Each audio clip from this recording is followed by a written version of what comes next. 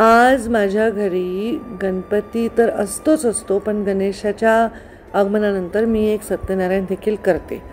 तर त्या सत्यनारायणाचा प्रसाद मी स्वतः आवर्जून बनवते. जवळपास गेले 24-25 वर्षे झाले मी हे करते. आणि पहिले यूट्यूब चॅनल नव्हतं किंवा शेअर करण्याचं औचित्य नव्हतं, पण आज जरूर आपल्याशी शेअर करते. लक्ष्मीपूजनाचाही प्रसाद मी स्वतः बनवते. स्वयंपाक करायला आवडतं मला, वेळ अजिबात मिळत नाही.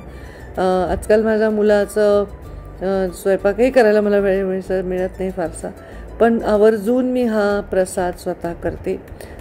खूप त्याचं म्हणजे जास्त क्वांटिटी असल्यामुळे चांगलं त्याला साजूक तुपामध्ये रव्याला भाजून चांगले ड्रायफ्रूट्स वगैरे तुपामध्ये थोडेसे हलकेसे तळून घेऊन चांगलं गुलाबी रंग येईपर्यंत रव्याला भाजायचं, सतत त्याला हलवायचं जेणेकरून ते करपणार नाही. खरं शिऱ्याची रेसिपी सगळ्यांनाच माहिती आहे, मी काय सांगायची गरज नाही.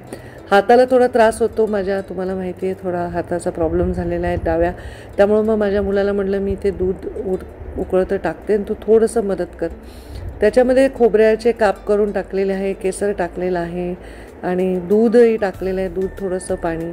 आणि मग शेवटी सगळा शिरा झाल्यानंतर साजूक तूपसुद्धा त्या शिऱ्यावर वरतून ओतल्यानंतर आहा हा त्याचा सुंदर सुगंध. हा माझा प्रसाद तयार.